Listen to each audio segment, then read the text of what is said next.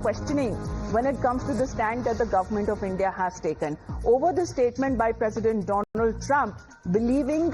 in a way, as far as his sources not yet confirmed, but however he seems to be of the opinion that India may have stopped when it comes to purchase of oil and energy from Russia, and he has called that as a good step. And this is Srinivas Bibi of the Congress party who has tagged the American president's reaction and saying that Modi ji, kya ye sach hai, dar gaye kya? And this is as far as in a way suggesting that is the government now on a back foot with the tariff hike and the threat of the additional penalty that has now been levied on India, as here is the Congress party which has been now quick to react to the statement made by President Donald Trump. Now, as far as the President of the US is concerned, there has been several back and forth. Some days he has been referring to India as a friend, then later referring and calling it as a dead economy along with Russia. I mean, we have Nyamika connected with us. Nyamika,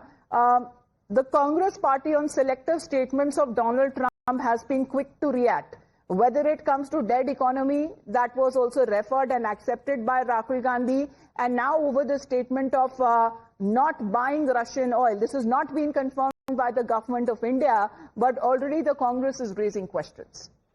Well, yes, indeed. This is not the very first time when we have seen such kind of a reaction coming in from the Congress leader, as it was the leader of opposition in Lok Sabha, Mr. Rahul Gandhi, who had also, welcomed the statement being given by the US President Donald Trump, and now it is